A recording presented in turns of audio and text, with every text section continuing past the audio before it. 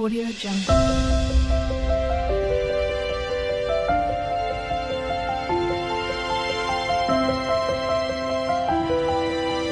Audio Jungle. Hi hello నమస్తే అస్సలాము అలైకుం. Welcome to Nellore aunty kitchen. మళ్ళీ మీ ముందుకు ఇంకో రెసిపీతో వచ్చినాను. గోధుమ పిండి పాల తాలికలు. గోధుమ పిండి 1/2 kg తీసుకోవాలండి. మైదా పిండి తగినంత తీసుకోవాలి. ఈ రెసిపీ చాలా బాగుంటుంది. కొంచెం కొంచెం నీళ్లు వేసుకొని ముద్దలా చేసుకోవాలి. ఇది ఈ రెసిపీ అండి పాతకాలంలో మన పెద్దవాళ్ళు చేసేవాళ్ళండి. పెళ్ళిళ్ళకు ఫంక్షన్లకు ఎక్కువ ఇది చేసేవాళ్ళు. ఈ రెసిపీని చాలా అంటే చాలా బాగుంటుంది.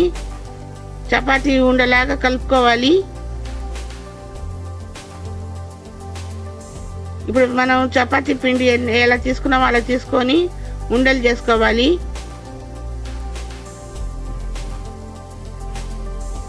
పిండి మొత్తము అలాగే ఉండలు చేసుకోవాలి.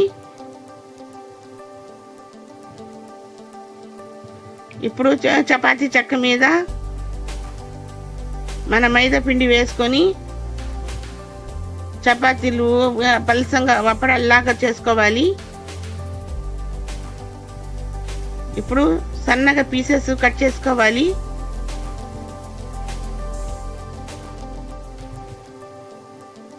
మొత్తం పిండి మొత్తం అండి ఇలాగే అప్పడాలు చేసుకొని ఇలాగే పీసెస్ కట్ చేసుకొని డైమండ్ షేప్లో కట్ చేసుకోవాలండి. చిన్న చిన్న పీసెస్ మొత్తం ఇలాగే చేసుకోవాలి. పేపర్ పెట్టుకొని పేపర్ మీద ఆరేసుకోవాలండి.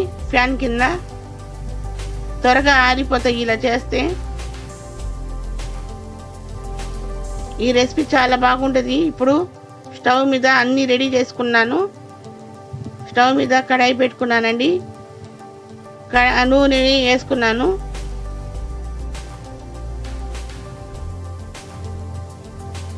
హీట్ ఎక్కాక కొంచెం కొంచెంగా వేసుకోవాలి. ఆయిల్ హీట్ ఎక్కినాక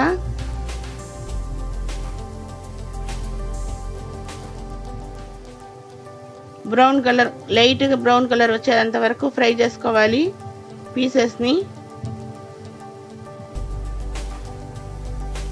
ఇలా ఫ్రై చేసుకొని మనం పాయసం చేసుకుంటే చాలా బాగుంటుందండి. మనం పాల తాలికలు అనొచ్చు, పాయసం అనొచ్చు అండి. దీంట్లో పచ్చి వాసన ఉండదు. పిల్లలు చాలా ఇష్టంగా తింటారండి ఈ ప్రాసెస్. పెద్దవాళ్ళు చాలా ఇష్టంగా తింటారు. మన పెద్దవాళ్ళు కానీ పిల్లలు కానీ చాలా ఇష్టంగా తింటారు. స్వీట్ కూడా తక్కువ ఉంటుంది, చాలా టేస్ట్ ఉంటుంది. ఇప్పుడు అదే కడాయిలో నెయ్యి వేసుకున్నాను 3 స్పూను. జీడిపప్పు, బాదం పప్పు, పచ్చి కొబ్బరి వేసుకుని డ్రీ ఫ్రై చేశాను. దాంట్లోనే ఈ గోధుమ పిండి పీసెస్ వేసుకోవాలి.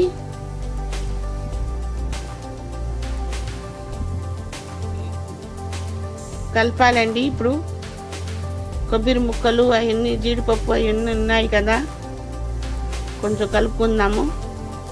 ఇప్పుడు 1.5 లీటరు పాలు తీసుకున్నాను. దాంట్లోనే 1/2 లీటరు వాటర్ వేసుకున్నానండి.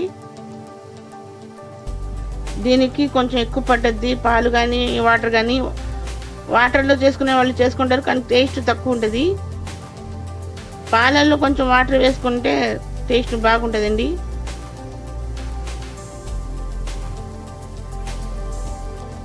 ఇప్పుడు ఇవి మెత్తగా ఉడికించుకోవాలి.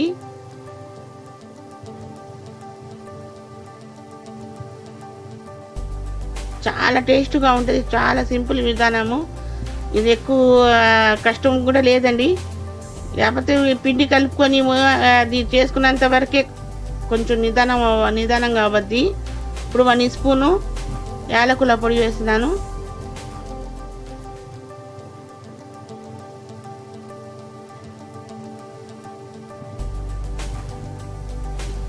ఇవి పిండి తీసుకొని అప్పడాలు చేసుకొని పీసెస్ కట్ చేసి అంతవరకే ప్రాసెస్ అండి. తర్వాత రెడీ అయిపోయినాక త్వరగా అయిపోతుంది. ఇప్పుడు 1/2 kg చక్కెర తీసుకున్నాను.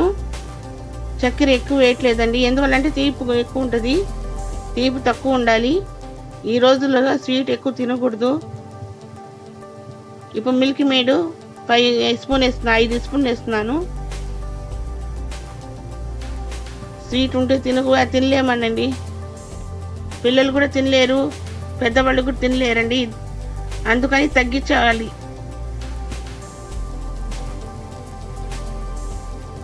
ఎక్కువ తినేవాళ్ళు వేసుకోవచ్చండి. రెడీ అయిపోయింది. స్టవ్ ఆఫ్ చేసుకుని సర్వింగ్ బౌల్లో తీసుకుంటున్నాను.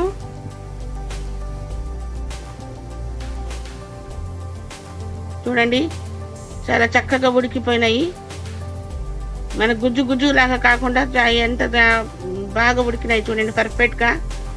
చాలా అంటే చాలా టేస్టీగా ఉంటుంది ఈ రెసిపీ. గోధుమ పిండి పాల తాలికలు చూసారా ఎంత బాగుందో, ఎంత టేస్ట్ చాలా టేస్ట్గా ఉంటుంది. మీరు ఒకసారి ట్రై చేయండి, చాలా అంటే చాలా బాగుంటుంది. మరిన్ని వీడియోలతో మీ ముందుకు వస్తానండి. నాకు వచ్చిన కొత్త వంటలన్నీ మీ ముందుకు తీసుకొచ్చి చూపిస్తాను. నా రెసిపీ కానీ మీకు నచ్చినట్టయితే లైక్ చేయండి, షేర్ చేయండి, కామెంట్ చేయండి ప్లీజ్ అండి. నా ఛానల్ని సబ్స్క్రైబ్ చేయండి. ఓకే అండి, బాయ్.